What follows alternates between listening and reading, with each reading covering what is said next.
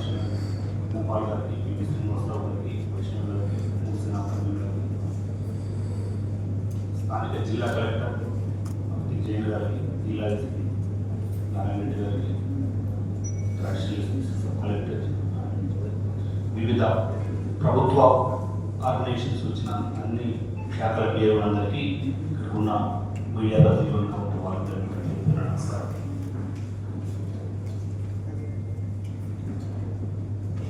సమాచారం అడిగితేనే ఇవ్వాలా, అడగకుండా కూడా ఇవ్వాల్సిన సమాచారం ఏమైనా ఉందని మీకు తెలుసా?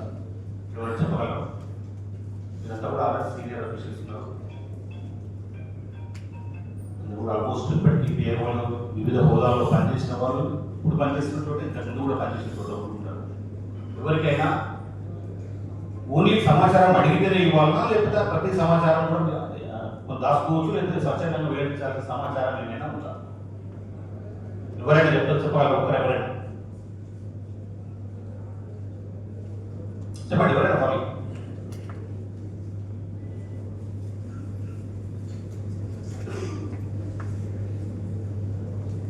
లేదా?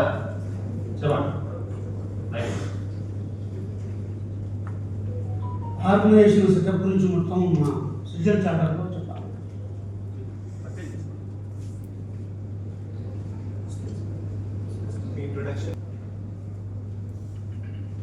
మన ఆర్గనైజేషన్ గురించి ఇప్పుడు ఈ ఈఐఓ సమాచారానికి వచ్చే ముందు ఎవరైనా 41B రిజిస్టర్ తీసుకొచ్చారు? ఎక్కడికి ఎవరైనా క్యారీ చేసిందా? 41B రిజిస్టర్ ఎవరైనా క్యారీ చేసిరా? ఇది తెచ్చుకున్నారా?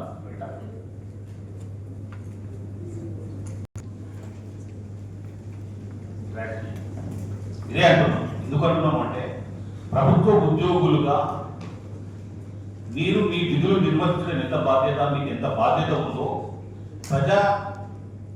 ప్రజలకు సంబంధించి మీరు పిఐఓలుగా ఆ పిఐఓకి ఒక తీసుకురండి సార్. ఈ సందర్భంగా డీసీఓ ఆఫీస్ని, ఆ కార్యాలయాన్ని అభినందిస్తూనే మిమ్మల్ని కూడా నేను మీ వైఖరిలో కొంచెం ఇబ్బందిగా బాధపడుతూ అసంతృప్తి కూడా వినిపిస్తుంది. సెక్షన్ 41B ఇది స్వచ్ఛందంగా మీ దగ్గర ఎప్పుడు 24 గంటలు అందుబాటులో ఉండాల్సిన సమాచారం. అంటే మీ కార్యాలయం లేకపోతే మీ పబ్లిక్ అథారిటీ అక్కడ ఎందుకు ఉంది, అందులో ఎవరు పనిచేస్తున్నారు, వాళ్ళ జీతభత్యాలు ఏంటి, ఆ కార్యాలయంలోని విధులు బాధ్యతలు, వాటికి మీకు పెట్టుకున్న టార్గెట్స్, అంటే ఆ పని ఎప్పటిలో పూర్తి చేయాలి, ఇట్లా 17 ఆస్పెక్ట్స్ 17 అంశాలకు సంబంధించిన సమాచారం ఇది అడగాల్సిన అవసరం లేకుండానే మీ దగ్గర అందుబాటులో ఉంచుకోవాలి. ఇది మీ బాధ్యత. మీరు మీ ఉద్యోగ బాధ్యతలను, విధులను నిర్వర్తిస్తూనే పిఐఓగా 41B రిజిస్టర్ను మెయింటైన్ చేయడం. మీరు మీ కార్యాలయానికి సమాచారం అడుగుతూ వచ్చిన దరఖాస్తుని ఎప్పటికప్పుడు మీ రిజిస్టర్ 1లో ఎంట్రీ చేస్తున్నారా?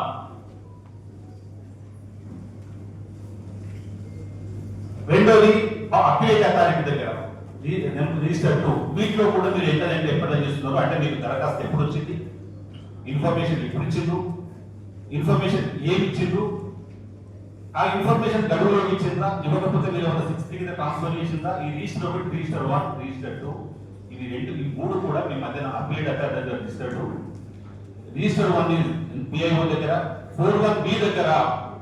41B అనేది ప్రతి పబ్లిక్ అథారిటీ దగ్గర ఉంచుకోవడం మీ బాధ్యతలు భాగం మీకు గుర్తుపెట్టుకోండి. గత 2.5 ఏళ్లుగా కమిషన్ లేకపోవడం వల్ల మీరు కొంత అలక్ష్యం ప్రవర్తిస్తే ప్రదర్శించి ఉండవచ్చు కాదు. ఇప్పుడు ముఖ్య సమాచార కమిషనర్తో పాటు మరొక 5 కమిషనర్లు ఉన్నారు.